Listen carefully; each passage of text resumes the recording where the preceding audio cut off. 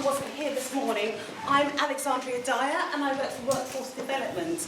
And I'm here for this afternoon session to talk to you a little bit about conflict management or conflict resolution. Okay? So we're going to go through the session, a half-an-hour session, to discuss the different types or the styles of conflicts that we can use when dealing with an issue that's quite difficult, whether that be with patients, with family, with husbands, kids, you name it. Okay? The only thing you won't get out of today is me telling you exactly what you can do to resolve issues. Can't do it. Okay? There's not a book on it, unfortunately. I can give you some strategies for you to take away into practice. However, each of us deal with conflict in our own ways, so it'll be different for everybody. We deal with conflict in our own authentic ways that meets our personalities. Okay? So I'm going to start. So let me ask you a question. When we talk about conflict management or resolution, I'll explain the difference to you in a little while. What kind of words can you think of when I talk about conflict? Disagreement. Sorry. Disagreement. Disagreement. Lovely. If you can raise our voice, that'd be lovely. So disagreement. Anything else? Oh, come on. I know you've dealt with conflict. Who likes a bit of conflict? Aggression. Aggression. Wonderful. This lady here, were you thinking? No? Anything else? So disagreement, aggression. Argument. Arguments. Anything else? Confrontation. Opinions. Okay. And Confrontation. confrontation. Right, wonderful. So yes, these are words to do with conflict. However, they're all very negative, aren't they? Can conflict not be good then? Can we think of any words or any reasons why conflict will be a good thing to have? Challenge. Yes, absolutely. So you're absolutely right. Conflict, depending on how we approach it, can be very positive or very negative. The positive side of it is it does raise the issue to the surface. So in other words, what happens is you have an open opportunity to discuss that issue even sooner, rather than it manifesting itself into something that's out of our control. Now we have to remember, when we're dealing with conflict, you need to remain in control. What happens if you're not in control? You've got two parties, interdependent parties, one very aggressive, the other one meets with aggression. What do we have? Chaos. We've got a... Chaos. Yeah, we've got a fight going on, haven't we? We've got a battle. Okay? Conflict shouldn't be a battle. It should be a means to address issues where we can proactively and functionally deal with the situation. So I'm going to go to the slides now, where we're going to look at some of the issues or some of the styles we can use. So as we just said, we all experience conflict. We can't avoid it. So if you're in a ward or a department that says, oh, we don't do conflict, it's a bit difficult to believe that sometimes. Because we conflict, not the people we hate or dislike the most, but actually people we care about. They can be our patients, our relatives, our co-workers, customers, whatever. Since conflict will always occur, we need to understand how to resolve it in a way that meets both parties. In order to resolve it, both parties have to be happy with the agreement. If you have one party that isn't happy, it's not resolved. Even if you're walking away thinking, well, I've got what I want, that conflict is not resolved. As we said, conflict does not need to be a battle. Okay, and there shouldn't be any losers, really. So we need to work really quite hard at finding the best amicable way of dealing with it. And we'll go through some of the techniques in a little while. I'd like to bring your focus now to, I'll put this in here, onto the conflict triangle. You may see this represented in a different way as an iceberg. Has anyone seen it as an iceberg? And what it represents is the fact that you have the peak of the conflict here, and then you have your waterline, hence that iceberg. Now, we tend to think, when we deal with conflict, it's right up here, isn't it? However, this section here, just above the waterline, is what we think we are assuming we know about a person, why that conflict's happened. That's only the tip of the iceberg. In order to really find out the stem of that conflict, what we need to do is to drill further down. Move down to the bits of the past of the person that we don't know, we can't see. And that's where we'll start understanding the realization of where that's stemming from. So it's really the root cause of that conflict. The conflict isn't the bit we can see, it tends to be the bit we cannot see. And within the bits that we can't see, there are many different characters or characteristics that we can identify from there. So for example, it's the interests of the other person, their needs, their beliefs. Okay? such as language barriers, frustration. We're talking about patience, we're talking about fear, frustration, the uncertainty of treatments or whatever. So we need to really try and understand where they're coming from. And in order to do that, we do need to take a walk in the other person's shoes. We need to broaden our lens of understanding why someone is acting or behaving or communicating in a certain way that we would perceive as quite negative. Okay? We'll come back to perspective taken in a little while. Does anyone have any questions so far? No? Okay. So what do we do? So what we have to do is to mirror ourselves. We have to present ourselves to the other person as we too like to be presented to. Yes? So it's a case of looking in the mirror and asking ourselves these questions, having that kind of awareness, that self-awareness about ourselves to say, how do we like to be approached? And from that, we need to be able to approach people in the same way. So it's like for like, really. Do we respect other people's opinions? Sometimes, depending on our role, we're quite hierarchical, aren't we, here? Yes? We just want things done. But are we considering the needs and the values of the other person? Because if we're not, that's where the conflict can brew from. We need to also understand what the triggers are. So not only the triggers of the other person, but our own triggers. What triggers do we have that infuriates us, that creates that emotional, those emotions to be unleashed to turn into a form of conflict? Now, conflict can be quite slight to quite large, and that depends on how much energy and emotions be attached to it. The conflict I'm talking about being quite mild would be perhaps the conflict that's more internal, and I'll explain what I mean by internal and external. So there are two forms of conflict. We have the internal conflict, the conflict that we decide that we're not going to express to the other person. Yes? So we tend to hold that in our heads. Does anyone know what I mean by that? Let me give you an example. For example, husband, wives, kids, they do something. And you're angry about their action, but you're not expressing it to them. What do? We walk around in a bad mood, don't we? Come on, ladies, speak up. Yes, we do. We walk in the mood. We get angry, don't we? We push drawers, we do this, we do that. But do we actually express to them that they've upset us with what they've done? For example, husband's not washing dishes after they've made themselves a sandwich. Leave it in the sink after you just spent an hour and a half in the kitchen cleaning it. I know you know what I mean. Okay?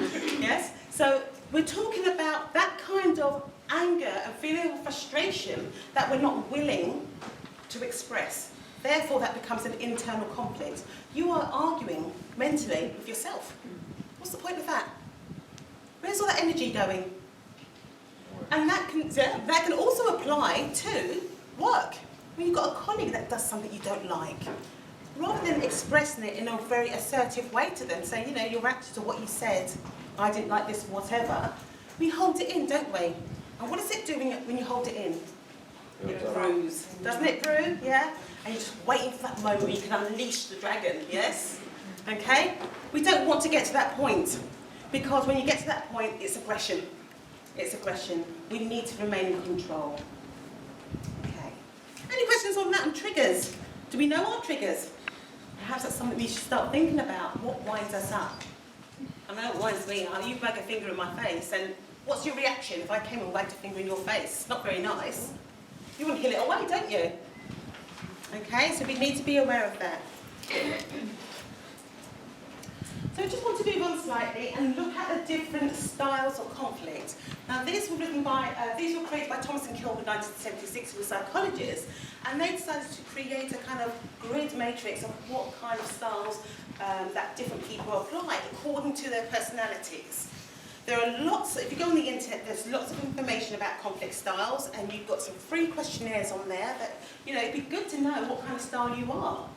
So I'll briefly go through these. So we have the avoidance, collaboration, compromise, competition, and accommodation.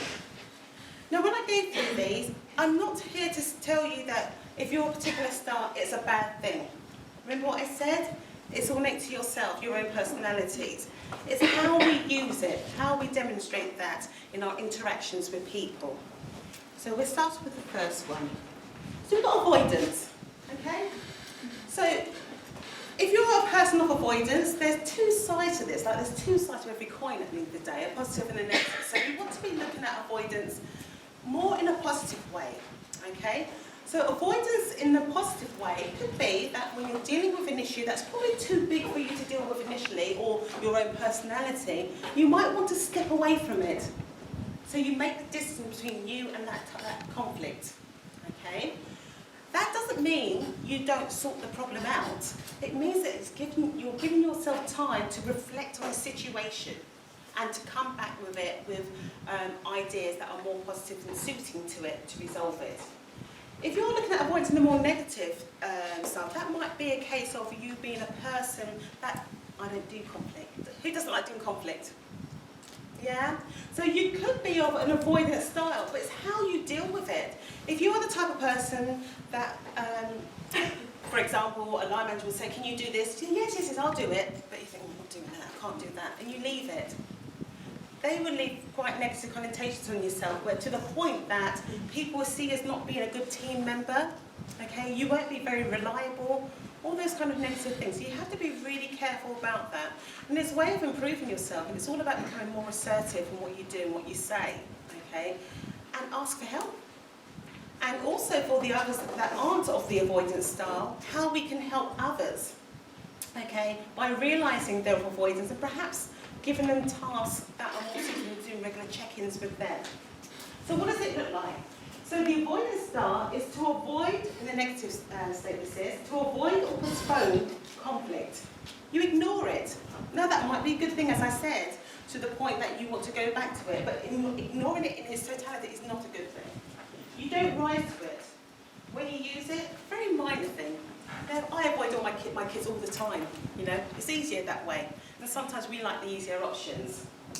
So the problem with that is if you avoid it, it will reoccur. There's no doubt about it, okay? And it'll probably come back to you worse than it did initially, so be aware. You can use it to ignore verbal behaviours and diffuse situations as a way of stepping away from it to re-engage. But we have to be careful how we do that.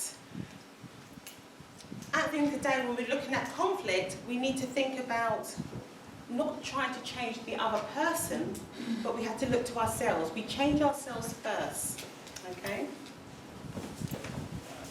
Second one, looking at compromise. What is it like? Compromise is the middle ground. It's a very useful tool where you can't get the 50-50. You can't get an equal balance of what people want, their needs and wants, okay? So it's a case of you have to compromise. You have to find that middle ground to be able to progress forward and move things on. So it's looking at the middle ground where each party are only partially satisfied. So that's not resolved. So immediately there might be a solution in moving it forward. However, it does need to be addressed in a manner that resolves, or you can manage it better in the future. When to use it? Forming part of problem solving. So I'm going to say to you, when can you use compromise? So in the trust, what we do presently, achievement reviews. I did that this morning, everyone went, Do we all know about achievement reviews? Kind of, okay. Anyone had theirs? You'll probably know you had to go into a review meeting and kind of compromise kind of the terms of working practice that you do. It's a good opportunity for you to do that. It's a nice platform for you to use your compromising at that stage. What do we have to consider? We need to consider the time that we need to give to it. So basically, conflict will always need time, and we don't always have the time, do we? Yeah, in the fast pace that we work in, we just kind of brush over things. We don't want to do that all the time because you're just going to have a multitude of issues within your team or your department. So what we need to do is know when to use these different styles. So we need to consider whether these partial solutions are doable, and if not, then again you need to be sitting there and negotiating the terms. We need to think about our questioning skills when we're trying to use compromise, because we were trying to get to the root of the problem. So I won't go into an English grammar lesson at the moment, but we're talking about open, close questions and also probing questions as well. Okay? Because what we were trying to do is to gain an agreement. Competition. The competition competition is probably the most aggressive of all styles, okay? It's the one where you are asserting your viewpoint, and basically you're asserting that over anyone else's. It's almost as if to say, my views and interests are much more important than yours, so I don't really care. Obviously that's not the correct way to work, but we do use it, don't we? So it's asserting your viewpoint at the potential expense of those involved. When to use it? Very rarely. That's not to say you can't use it. When you're working with competition, it might be a good idea to use it if you're trying to get people on board very quickly. For example, you perhaps have a member of staff that is just not conforming or trying to work as a team, and you may have to assert your viewpoint to get them on board. But you must use it very sparingly. If you don't, it leads to a very unhappy workforce. Potential outcomes. Well, if you're using the competitive, the aggressive style, you will appear very aggressive and arrogant. Okay, so we need to think about how we're appearing to our teams, and is that beneficial to them if we are working as a team? It can develop poor working relationships as well. So if you find you're resorting to the competitive style of conflict, my suggestion would be to you is to question why. Why is it that you are acting in that manner to get your staff on board or to interact with a patient? So there are other things going on. It could be a communication breakdown, okay? So what we have to do is to consider why you would consider your viewpoint to be more correct than anyone else's, okay? The accommodation. So accommodation would be probably the most common style we use within the trust regards to our patients. So patient wants, what happens? Patient gets. Patient wants again, patient gets. Patient wants again, patient gets. Where does it end? You need to be aware of that. We can accommodate to a point, but you can't accommodate to the point where it's now out of your control. Control's been taken away, okay? So what does accommodation look like? It's surrendering your own needs and wishes to accommodate the other party. By giving all the time, the expectations become greater. So you have to be extremely aware of that. When to use it?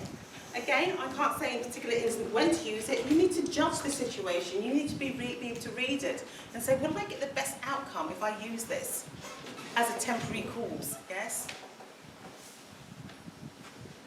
So the potential outcomes that are there for the accommodation is to use it for short-term solutions. At all times, we should be trying to work towards the 50-50, the win-win solution, okay? And that is when we're collaborating. Collaborating is the final style when you're sitting around a table, you're discussing. You're both bringing to the table the needs, the wants, the interests, the values of what our desires are, okay? It's all of great importance on both sides. The main theme there is to have the correct communication. If you don't have a good communication, it will just totally break down, okay? So we need to make sure when we're collaborating that we can communicate openly. Right. The other thing about collaboration, it takes a long time. It can't just be brushed over. Now, the end result of collaboration is basically having your meetings. It's arranging or deciding on what the best outcomes are for both parties. Both parties should be leaving totally happy, not partially if that's compromise, should be totally happy with what they're gaining from this. And the verbal agreement is drawn up and then you follow through with the actions. A lot of the time we get distracted with time and we don't tend to follow up. Now it's really important that we do, because if you don't follow up, you've just gone straight back to stage one where you have that conflict and the same issues again. And people's emotional intelligence are getting involved, they're hurt, they don't feel listened to, they don't feel you care. Yes, things like that. So we need to be really aware of how we communicate. We need to look at, as we said before, walking a mile in the other person's shoes, figuratively speaking that is. So trying to understand issues from another person's point of view. We can all be, narrow-minded, can't we? You just know what we want, we see what we want, we go for that. And that seems to be easier than trying to understand the other party, okay? So what we need to try and do is to broaden that lens. Try and see it from all different perspectives of parties involved. And that way, you'll find that the communication will flow. And then you can start resolving the conflict. So what do we need to do? Active listening. Do we listen well? Well, we like to think so, don't we? Are you listening to me now? Yeah. Oh, yeah, there you go. Excellent. So, active listening, you don't always have to speak. Yeah? Silence is golden. Sometimes you just say nothing. And you just listen to what the other person says. You will get more information out of them. And I'm not talking about not saying anything and you're doing your nails, your mind's wandered somewhere else, you're thinking about what you're doing in the evening.